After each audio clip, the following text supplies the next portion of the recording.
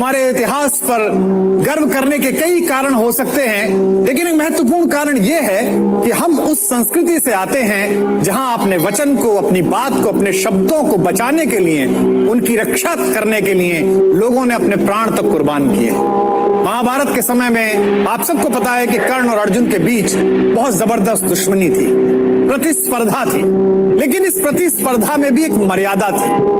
महाभारत के चलते युद्ध में दोनों एक दूसरे के रक्त के प्यासे थे, लेकिन मर्यादा से बाहर हटकर कभी कर्ण ने युद्ध नहीं किया। अपने प्रिय मित्र दुर्योधन को एक वचन दिया कि अर्जुन को मैं मार दूंगा, इस बात की प्रतिज्ञा की। कथा में सूत्र आता है कि कर्ण अपने समय का सबसे बड़ा दानी था। सुबह सूर्य पूजन के समय स्नान करते समय नदी से बाहर आने पर उसके सामने अगर कोई भी कुछ मांगने के लिए आ जाए तो कभी उसके खजाने से कोई हाथ खाली नहीं जाता।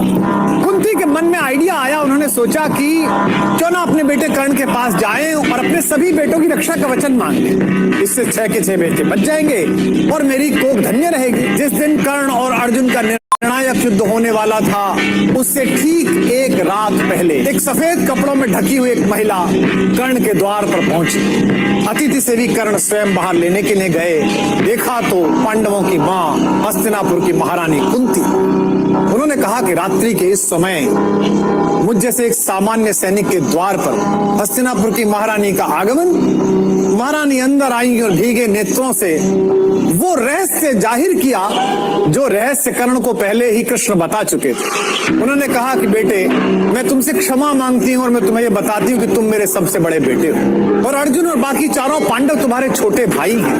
कर्ण ने कहा कि माँ, बड़ी देर से आई हैं, फिर भी आप आई हैं तो बताइए कि मैं क्या कर सकता हूँ। कुंती ने कहा कि बस मैं ये चाहती हूँ बेटा कि मेरे 5 पांडव पुत्र हैं और एक तो मेरा सबसे बड़ा पुत्र है। अगर तू युद्ध ना करे तो मेरे वो 5 बेटे भी बच जाएंगे और तू भी बच जाएगा। कर्ण ने कहा कि माँ, तब से तो आज तक गंगा में बहुत पानी बह चुका जब आपने मुझे गंगा में प्रवाहित किया। बात बहुत आगे निकल गई। दुर्योधन मेरा मित्र है, मैं आज जो कुछ खड़ा हूँ केवल उसकी कृपा के कारण खड़ा हूँ और मैंने उसे विजय दिलाने का वचन दिया। कुंती ने कहा बेटा, पर मैंने तो सुना था कि तुम पृथ्वी के सबसे बड़े दानी हो। माँ की तरह नहीं, एक याचक की तरह तुम्हारे द्वार पर मैं तेरे दरवाजे से बिना भीख जा रहा हूँ। फिर भी तू जीता रहे ना अपयश जाने, संसार किसी दिन तुझे पुत्र पहचाने। माँ ने ये वरदान दिया और जाने के लिए आगे बढ़ी। जैसे ही कर्ण ने बात सुनी, तुम दान दान रट रही किंतु क्यों माता, पुत्र ही रहेगा सदा जगत में दाता। बस एक छोटी सी बात जानता हूँ, दुनिया तो उससे सदा सभी कुछ लेगी, पर क्या माता भी उसे नहीं कुछ देगी। दुनिया मुझसे लेती है, आप तो कुछ दो। सोचो क्या मांग सकता है कर्ण। कर्ण ने कहा, मैं एक कर्ण अतएव मांग लेता हूँ, बदले में तुमको 4 कर्ण देता हूँ। छोड़ूंगा मैं तो कभी नहीं अर्जुन को, तोड़ूंगा कैसे स्वयं पुरातन प्रण को, पर अन्य पांडवों पर मैं कृपा करूंगा, पाकर भी उनका जीवन नहीं हरूं। कहा कि एक वचन दे रहा हूं, अर्जुन को नहीं छोड़ूंगा, बाकी 4 को मारूंगा। मेरे सामने आकर उनके हथियार गिर जाए फिर भी नहीं मारूं। इससे मां क्या होगा, दुनिया जानती है कि तेरे 5 बेटे हैं। मैं तुझे वचन देता हूं कि इस युद्ध के बाद भी दुनिया यही कहेगी कि कुंती के 5 बेटे। पर मन में एक डर आ गया कि युद्ध क्षेत्र में इतनी मर्यादाएं टूटती हैं, बड़े बड़े मर्यादा का पालन करने वाले लोग मर्यादा नहीं रखते। कुंती ये सब सोचती हुई चुपचाप आधी रात अपने शिविर में लौटकर रोती हुई सो गई।